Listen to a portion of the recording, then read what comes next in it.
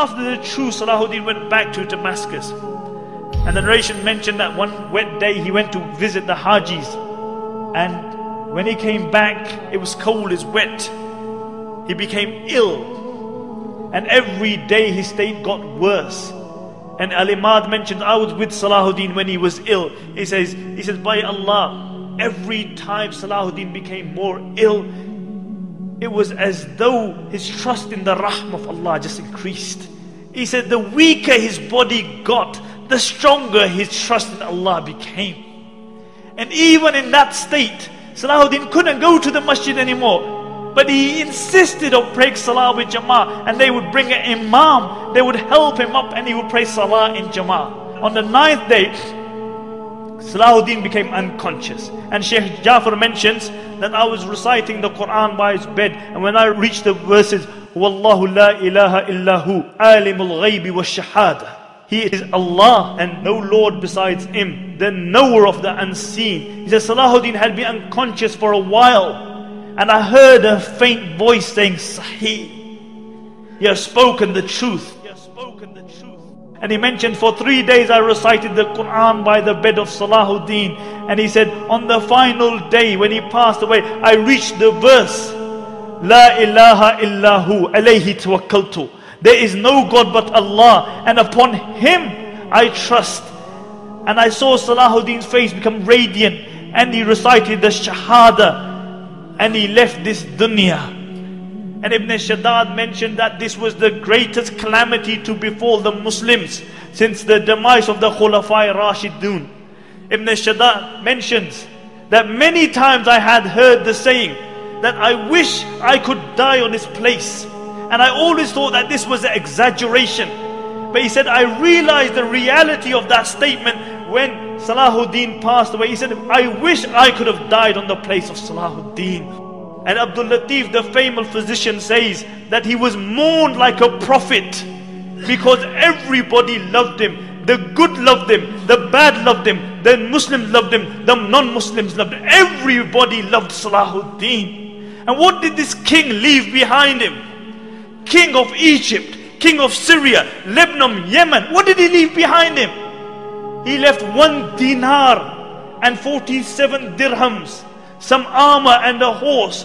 This is all he left behind him. They had to borrow money for his janazah. But I'll tell you what he left behind him. He left a legacy behind him. He left a legacy behind him. And this is why we are gathered here today. He passed away at the time of Fajr, and after Dhuhr they brought his body out. And the narrations mention that people screamed and cried as though the whole dunya had just become one place.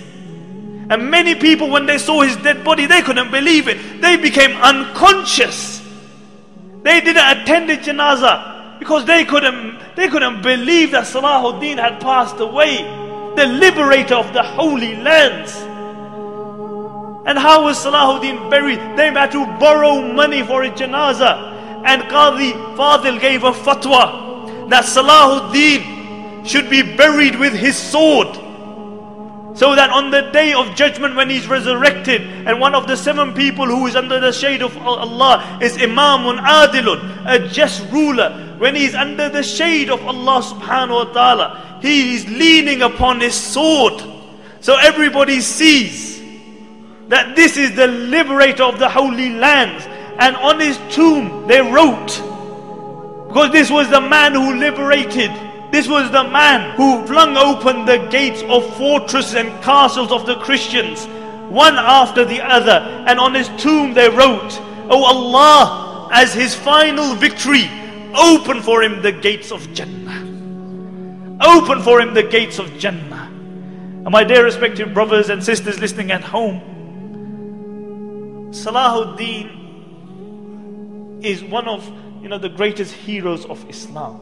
And this is why we have gathered here to remember this. But the problem with many Muslims has become today, or with all Muslims, is that we live off our legacy. As a poet says, he said the Muslims come to the grave of Salahuddin, and they come again and again. And what do? They stand by the grave of Salahuddin and they say, Qum ya Salahuddin, Qum. Oh Salahuddin, stand. Stand up, oh Salahuddin. We need you. Can't you see what's happening in Iraq? Can't you see what's happening in Afghanistan? Can't you see the supine, spineless leaders that we have? Oh Salahuddin, we need you to liberate the holy lands. The poet says they come and they say, قُمْ يَا صَلَاحَ الدِّينِ قُمْ حَتَّى اشْتَكَ مَرْقَدُهُ مِنْ حَوْلِهِ الْعَفُونَ. He says, they come to his grave and they say, oh Salahuddin, stand, stand. Until his grave began to complain about the stench around it. And the poet says, كَمْ مَرَّةً فِي الْعَامِ تُوقِذُونَهُ كَمْ مَرَّةً عَلَى الْجِدَارِ الْجُبْنِ تَجْلِدُونَهُ أَيَطْلُبُ الْأَحْيَاءُ مِنْ أَمْوَاتِهِمْ مَعُونَةً. He said, how many times in the year are you going to wake Salahuddin up? He said, how many times are you going to whip Salahuddin for your own cowardice?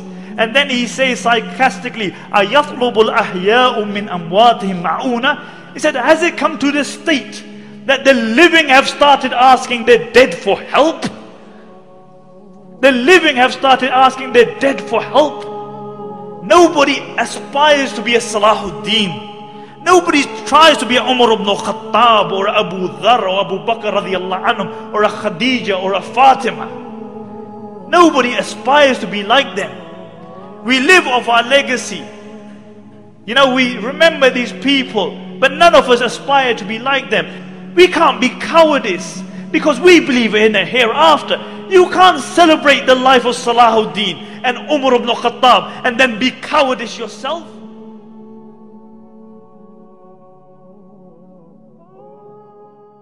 Mm-hmm.